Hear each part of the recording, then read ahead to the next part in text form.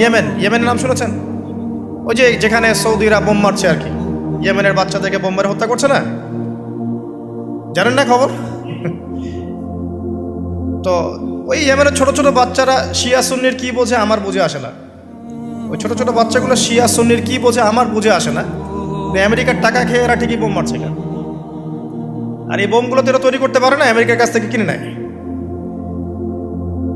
তো ওই ইয়েমেন থেকে আগুন বের হবে, সেই আগুন মানুষকে হাসরের মাঠের দিকে তাড়িয়ে নিয়ে আসবে এবং 10 যেটা বললাম সূর্য উঠবে পশ্চিম দিক থেকে, তখন তওবার দরজা বন্ধ হয়ে যাবে। তওবা আর করেও লাভ হবে না।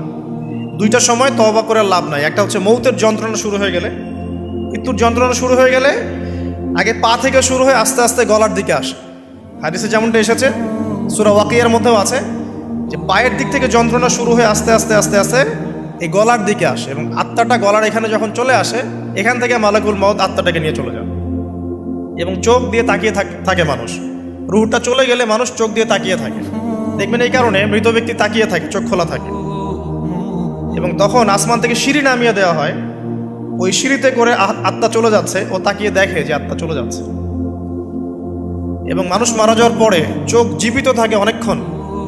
মেডিকেল সায়েন্স যারা পড়েছে তাদেরকে জিজ্ঞাসা করবে, মানুষ ডেড হয়ে গেলেও চোখ দেখবেন আরও কয়েক ঘন্টা, হয়তো আরও নির্দিষ্ট একটা সময় পর্যন্ত চোখটা কিন্তু জীবিত থাকে। এই জন্যে চোখ বন্ধ করে দিতে হয়। যাই হোক, যেটা বলছিলাম যে মৌতের যন্ত্রণা শুরু হয়ে গেলে তওবা করে লাভ নাই, তওবার দরজা বন্ধ। আর পশ্চিম দিক থেকে সূর্য উঠে গেলে তওবা করে লাভ নাই, তওবার দরজা বন্ধ।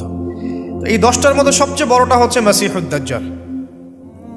কেন বড়? কারণ নবী সাল্লাল্লাহু আলাইহি ওয়াসাল্লাম নিজে বলেছেন, পৃথিবীর ইতিহাসে আদম আলাইহিস সালাম থেকে শুরু করে মুহাম্মদ সাল্লাল্লাহু আলাইহি ওয়াসাল্লাম পর্যন্ত এই যে লক্ষ লক্ষ নবী রাসূল এসেছেন, পৃথিবীর এই যে শত লক্ষ বছরের হিস্ট্রি, এর মধ্যে দাজ্জালের চেয়ে ভয়ঙ্কর কোনো ফিতনা আসে নাই।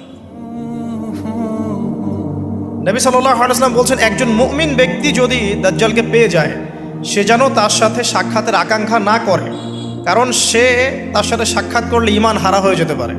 সে এত বড় ফিতনা হবে, এত বিশাল ফিতনা হবে। এই যে ছোট্ট একটা ফিতনা সুদ থেকে কি আমরা মুক্ত থাকতে পারছি? সবাই সুদের মধ্যে পড়ে যায় নাই? এই যে মেয়েদের ফিতনা, মেয়েদের যে ফিতনা, বেহায়াপনা, এখান থেকে কি আলেম জালেম কেউ বাকি আছে? সবাই ফিতনায় পড়ে যাচ্ছে আমরা। ফেসবুকে ঢুকবেন, আপনি না চাইলেও আপনাকে দেখা যাবে নগ্ন ছবি দেখতে আপনি বাধ্য হচ্ছেন। টিভি দেখতে বসবেন, আপনি না চাইলেও নগ্ন ছবি দেখতে আপনি বাধ্য হবেন। এই যে ফিতনা, বাঁচতে পারছি না। সুদ থেকে বাঁচতে পারছি না, বেহায়াপনা থেকে বাঁচতে পারছি না। পর্নোগ্রাফি থেকে কেউ বাঁচতে পারে? যে কেউ ফোন চালায় দেখবেন পর্নোগ্রাফির ছবি চলেই আসবে, নগ্ন ছবি চলেই আসবে। আলেম জালেম এভরিবডি আসবেই।